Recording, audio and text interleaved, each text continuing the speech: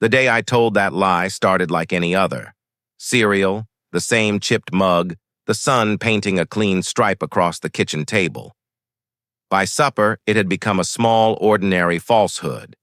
By midnight, it had my life rearranged. I was 12 the week I learned how one lie can grow teeth. Not 12 and a half, not almost a teenager, 12 with the kind of stubborn confidence that makes rules look negotiable.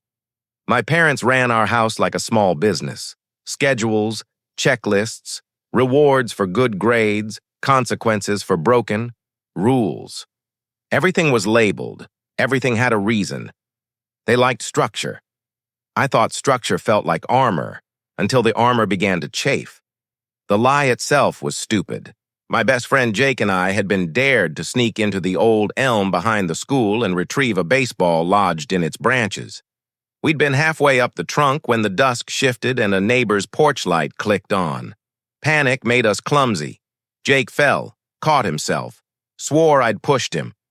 He limped home, and by the time we made it back to our separate houses, his father had already called mine.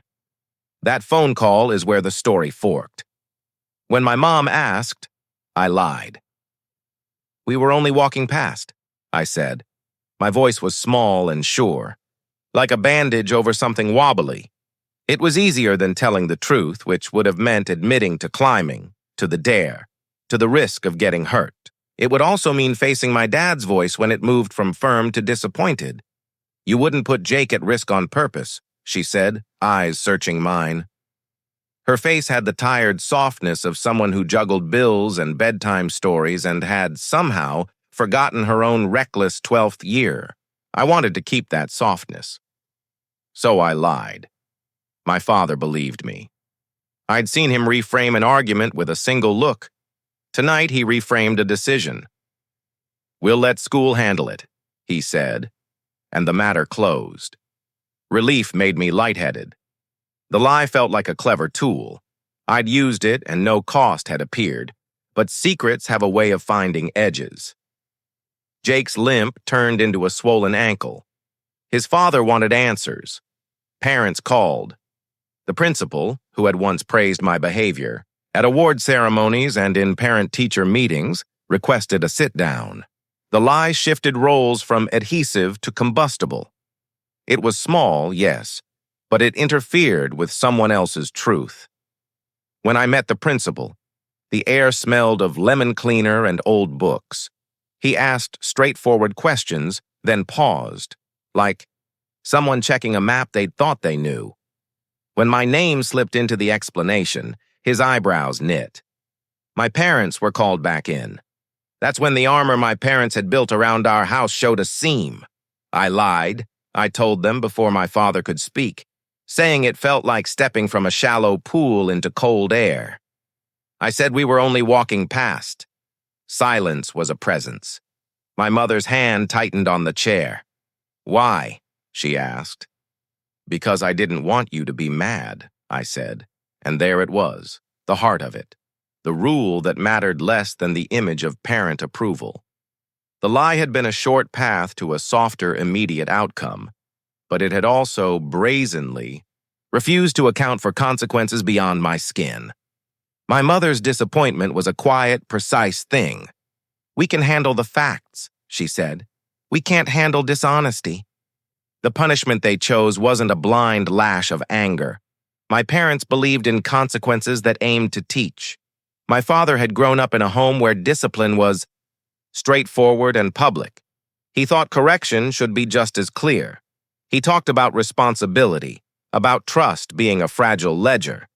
He said, "If you're going to break a rule, you need to understand what it costs."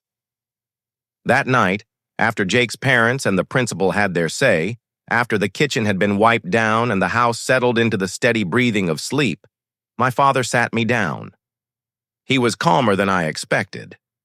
He explained what the school considered appropriate punishment for certain behaviors, then told me what he thought was necessary at home. The words, "you need to feel the consequence," fell between us. I'd seen the implements, rubber spankings in cartoons, a famous aunt's reprimands in stories. But our house had never used corporal discipline.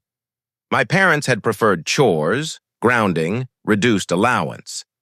This time, though, my father said he wanted something that would mark the moment. I argued, the way a child does, about fairness, about whether humiliation was necessary, about whether the broken rule affected only me. My pleas made little difference. What followed was unglamorous and clinical. My father set a limit. Not to harm, not to instill terror, but to make the cost clear. A spanking, he said. At 12, my body felt, both too young and too aware. There was no cruelty in his voice, only a weary firmness. My protest felt small in the face of the ledger he kept in his head. Trust lost, boundaries loosened, lessons unlearned. Sitting over my knee, feeling the worn denim under my palms, I watched his face. He wasn't angry in the way I feared. He looked more like a man folding up a newspaper than a warrior. The first strike landed hard enough to make me gasp. There was a physical shock, sharp and immediate, and alongside it an emotional stinging I hadn't expected. Shame rushed in, not for the physical pain, which was tolerable, but for how utterly public and childlike the moment felt. Tears came, before I could stop them. There's an intimacy to being disciplined by your parent that feels raw. You are in a private theater where both performer and audience are family. People forget that discipline isn't only about pain. It's about a curriculum of trust. With each measure, my father spoke less and watched more. The spanking ended with a quiet, him saying that trust had been damaged and me realizing how much I valued it without having noticed until it was at risk. The next day, the bruise was visible under my jeans. At school, the rumor mill ground like the school clock. Someone had been disciplined. Someone had lied. People asked, sometimes with cruelty, sometimes with concern. Jake approached me in the corridor between classes. He had ice wrapped in a towel around his ankle and a look that balanced sympathy and hard-earned maturity. "You should have just told them," he said, not scolding so much as noting a fact. It would have been better, for both of us. He was right. The lie's immediate breezy self-preservation had hurt someone else and dragged me into a place where private rules and public consequences intersected. The spanking had been an attempt, crude perhaps, to make me reevaluate a reflex. Protect yourself first, truth second. What surprised me was not the pain, but the aftermath. The event became a hinge for conversation rather than a closed door. My parents didn't pretend it hadn't happened. They didn't shrug it off either. After the punishment, we sat around the table and talked like adults who were trying to explain why adults sometimes fail kids. They asked me about fear, about what made me lie.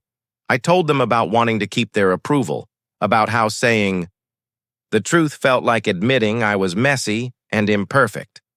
My father admitted his own mistakes from childhood. My mother explained that trust was not an excuse to be cruel. It was a reason to be honest. The lesson lodged where lessons do, in the small decisions that follow. I began to notice the spaces where a truth might be bent for comfort.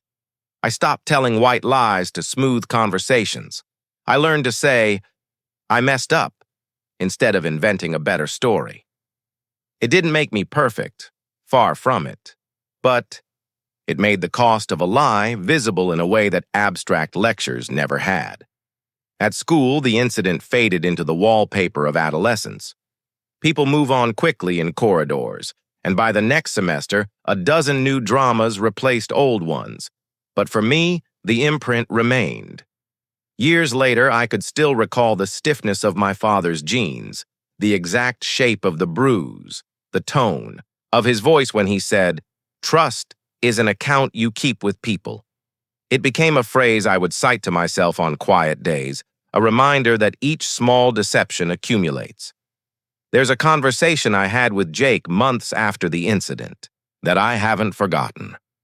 We sat on the porch steps, past midnight, trading the kind of secrets best shared under a thin sliver of moon. You know, he said slowly. Your lie hurt me, but your owning up, after, was worth something. It made me see you differently. Better? I asked. Harder to fool, he said. He wasn't merciless. He was wiser, like someone who'd learned that messy choices sometimes make better people if we let them. Looking back, I can see the edges of that time more clearly. I wouldn't pretend the spanking didn't hurt. That would be dishonest. It did. It also opened a different kind of education, the slow reclamation of honesty, the rebuilding of trust through small, consistent acts. My parents could have chosen a different lesson. They could have let the school handle it or opted for grounding alone. They didn't. Their choice was influenced by their fears and by their own childhoods. In the end, what mattered was that they followed the punishment, with conversation, not silence. The moral isn't that spanking is necessary or that it's the only way to teach. It's messy, and different families draw lines differently. The truth I hold is narrower. One lie can change the way people see you, and sometimes the cost is immediate and public. The real lesson came from the way my parents repaired the ledger afterward, by making themselves available to explain, to listen, to show their own vulnerabilities. Years on, when I catch myself tempted to smooth over a misstep with a tiny falsehood, I remember the worn denim and the lemon-scented kitchen. I remember my father's voice and Jake's limp. The memory doesn't frighten me into perfection. It simply reminds me that honesty is a small daily practice. It's paying back a debt in small installments.